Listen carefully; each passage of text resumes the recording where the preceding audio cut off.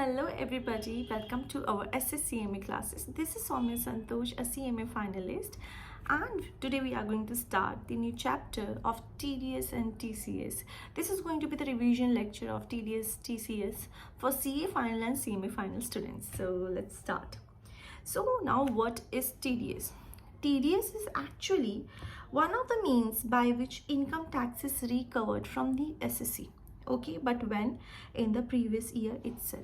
As we know that we earned the income in the previous year, right, and we pay tax in the assessment year, right? Whatever we earn, the income earned by the individual, the SSC, is to be paid in the assessment year, right? So we are not going to pay tax in the previous year, right? But in case of TDS, we have to pay the tax in the previous year itself. Okay, the payer of the certain income deducted tax at source at specified rate at the time of accrual or payment of such income to the payee and pay such tax from behalf of payee. Okay, for computing the income of the SSC, tax deducted at source shall be to be the income received. Now, TDS is actually deducted at the time of payment or at the time of crediting the account of pay, whichever is earlier. Hope so this we know this.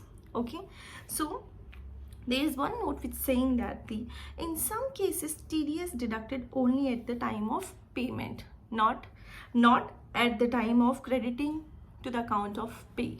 Okay, and so tell me, is the TDS rate is flat rate?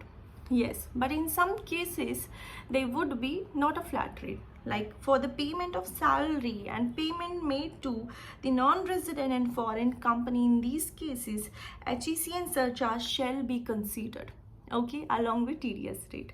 Hope so this was also clear. But what if the payee have not furnished his PAN to the payer? Then TDS rate shall be as per 206AA. This section says that when the payee do not disclose, have not given the PAN, take care to the payer, in that case TDS rate would be as higher from the rate as per respective section or 20%, whichever is higher. Hope this was also cleared. Okay, but in case of section 194A, 194O and 194Q, the rate for non-resident foreign company would not be 20%, would be 5%. Okay, but in which case, in respect of payment of nature made of interest, dividend, royalty, fees to technical services, payment on transfer of capital asset. Okay, in these cases, in case of non-resident and foreign company, okay, when the payment are in nature of these interest, dividend, royalty, technical fees and payment from the transfer of capital asset, the rate would be 5% instead of 20%, even though PAN is not furnished,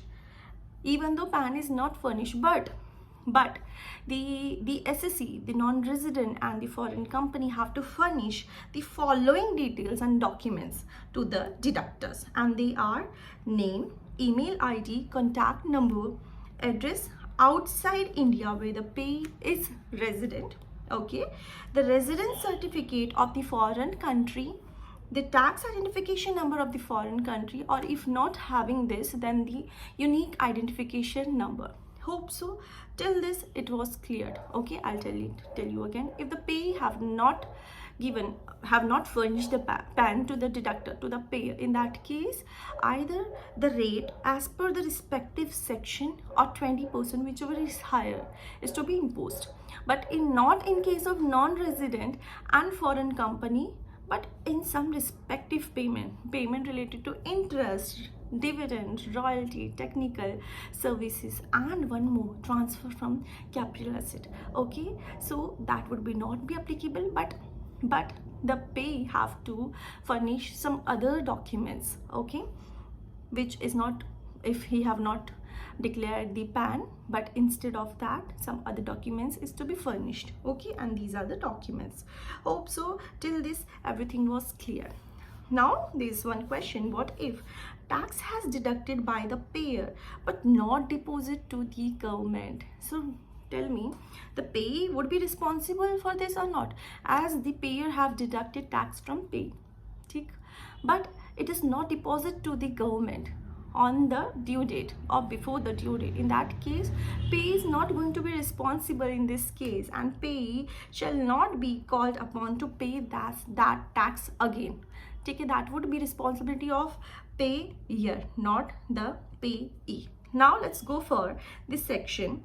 Section 192 says about the nature of payment is salary. Payer is going to be the employer. Pay is going to be the employee, right? Now, no TDS would be deducted up to basic exemption limit, which is 2,50,000, right? For the individual, 3 lakh for the individual if he is above 60 years, right? Yes, as the case may be.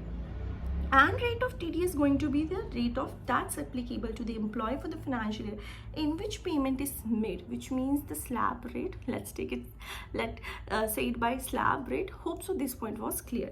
So in case of section 192, the nature of payment is salary. Deducted means who is going to deduct?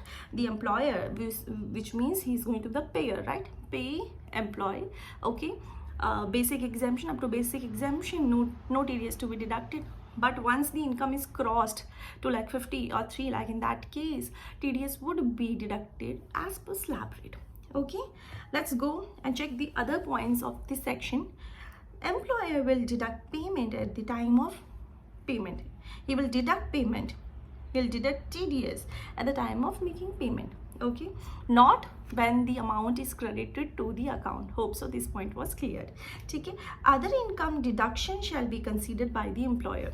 Okay, but losses are not going to be considered except house property. So losses not to be considered except under the loss under house property. Okay, but the employee engaged with more than one job. Okay, in that case the employee have to give the all details related to salary, other income to the employer. Okay, what if the employee is engaged in more than one job? In that case the employee have to furnish all the details related to other job to the employer. Okay, hope so this was clear. Now let's go for the next section, which says about the section 192A. Nature of payment, accumulated balance due to an employee from PF. Again, accumulated balance due to the employee from PF. Payer is going to be trustee of PF. Pay is going to be the employee who is a resident or non-resident. Okay, so the pay is going to be employee who is resident or non-resident. No TDS amount if the amount is actually less than 50,000 in amount. Okay, 50,000 rupees. If the accumulated balance due to employee from PF is less than 50,000, in that case no TDS is going to be deducted. But what if the amount exceeds 50,000? In that case 10% would be deducted. Okay, and if PAN is not given, earlier what we read that 206AA, if PAN is not furnished by the pay to the pay, in that case as per the section or 20%, whichever is higher. But in this case we are going to take the MMR, maximum marginal rate of 42.744% at MMR. Okay, in case of 192A, accumulated balance due to employee from PF. Okay, if the PAN is not furnished, in that case it would be at MMR, which is 42.744. Otherwise, if the amount is less than 50,000, no TDS to be deducted. If it exceeds 50,000, that case 10% TDS to be deducted.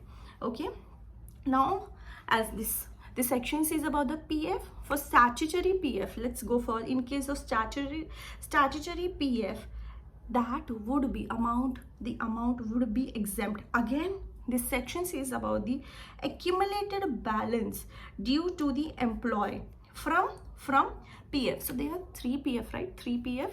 First one is statutory, second one is recognized, and third one is unrecognized. Okay, so in case of statutory PF and recognized PF, SPF and RPF, okay, that would be exempt in both the cases. But in case of RPF, that would be exempt only if the service rendered by the SSC is more than 5 years. If it is less than 5 years, in that case, what is going to be? That is going to be taxable at the rate of 10%. Okay, TD is going to be taxable at the rate of 10%. For unrecognized PF, it's always going to be taxable. So for SPF, exempt always. Okay, for RPF, exempt and taxable in case if the service is rendered less than 5 years. If more than 5 years, going to be exempt. Okay, and then unrecognized PF, it's going to be always taxable. Let's read out. In case of statutory PF, SPF, it's going to be exempt. In case of recognized PF, if the service rendered is less than 5 years, it's going to be taxable. Okay, otherwise it's going to be exempt. Okay, in case of unrecognized PF, it's going to be taxable. Hope so up to this was clear to you. Let's go for section 193, which says the nature of payment: interest on securities. Interest on securities. Okay, and payer is going to be any person. Pay is going to be the resident person. Earlier it was of resident and non-resident. Okay, in case of PF 192E, right, the resident and non-resident employee, the pay was both, right? In this case, in interest on security under section 193, okay, in that case, pay is going to be the resident person only. Okay, so no TDS up to rupees 10,000, up to rupees 10,000 in on interest on securities by the resident person, resident individual would be exempt if the amount is interest on securities up to rupees 10,000. Okay, but what if it exceeds? But let's cover the other point of this, which says it would be exempted up to 10,000 if it's 7.75 saving taxable bond of 2018, 7.75 saving taxable bond of 2018, or 8% of saving taxable bond of 2003. Okay, and for other cases, it's going to be 5,000 in financial year. So 10,000 was of government bonds and all, 7.75, right, 2018, and saving 8% bond of 2003. Okay, for this was the limit of 10,000. More than 10,000, that case, that is going to be deductible. Okay, but in other cases, it's going to be 5,000 in financial year. Let's check out what are the other cases. Okay, in case of interest on debenture, okay, let's write out interest on debenture. The amount was 5,000. Up to 5,000, it's going to be exempt. But if it's more than 5,000, that case, that's going to be taxable. Let's see the rate. Okay, let me write out what are the things which is going to be taxable first. Okay, so in case of interest of debenture issued by company in which the public are substantially interested, which means by the public company, so interest on debenture by whom? By the public company. Okay, paid or credited to the resident individual or HUF. Okay, so paid or credited to the individual, okay, the resident individual, right, or the HUF. Okay, but by what means, by what mode? That is going to be the account pay check. So hope so this point was clear. Let me say it again. The amount of 10,000 was of 7.75 bond, right, and 8% bond, right?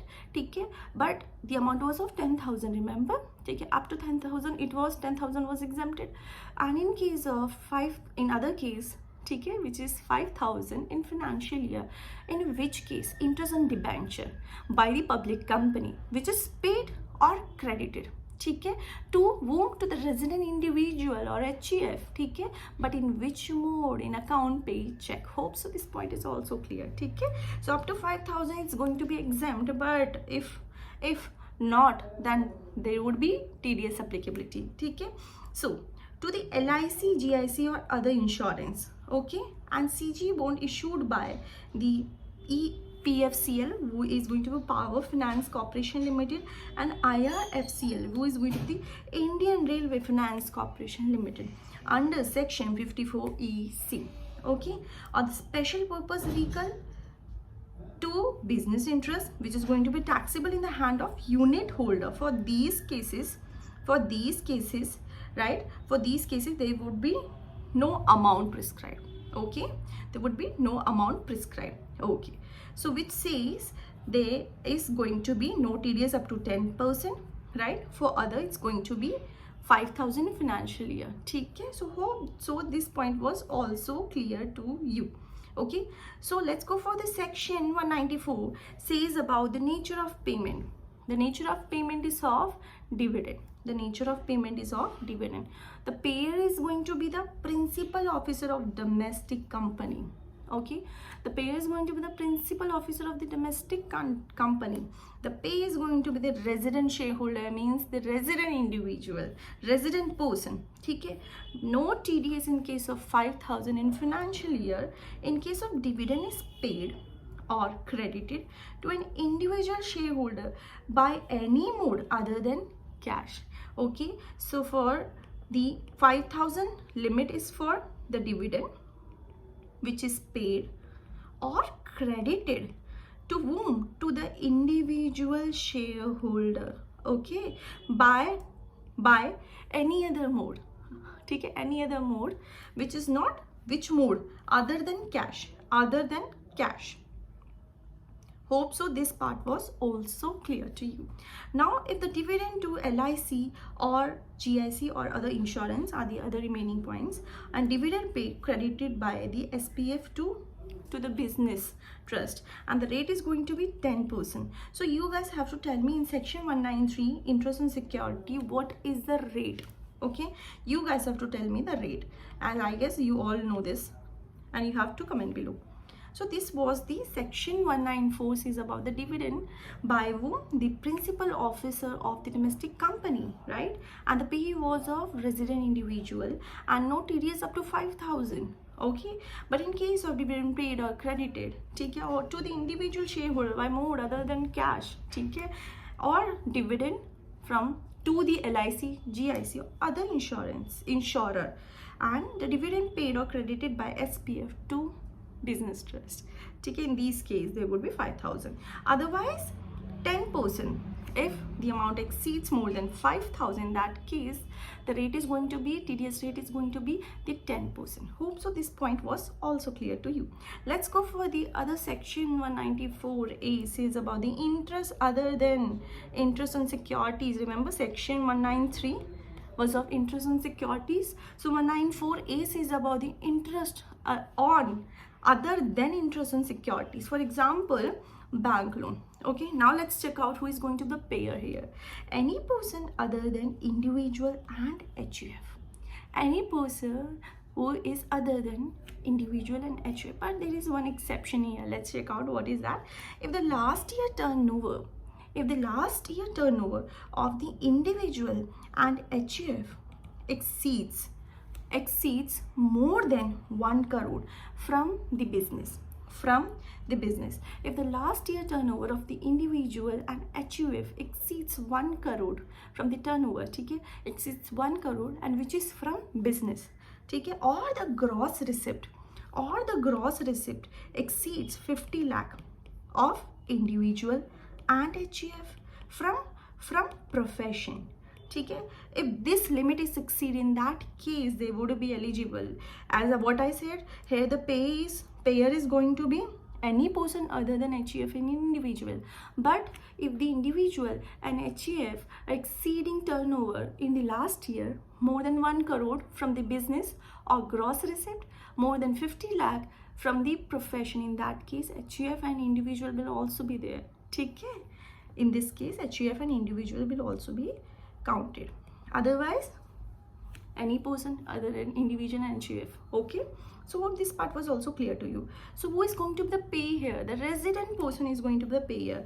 So let's check out the TDS. No TDS up to 40,000, but in case of senior citizen the limit would be 50,000. Okay, let's check out during a financial year. In case of payment by bank, cooperative bank, okay, or the post office bank, interest by any other person up to 5,000. So these, for this thing they were limit of 40,000, okay, and interest by any other person the limit is going to be 5,000. Okay, so and these part would be exempted. Interest on saving bank account, ठीक है, interest on saving bank account, interest from income tax refund, interest from income tax refund, income on zero coupon bonds, income on zero coupon bonds, okay, or the interest by firm to a partner, interest by bank, cooperative bank, financial corporation, LIC, insurance company,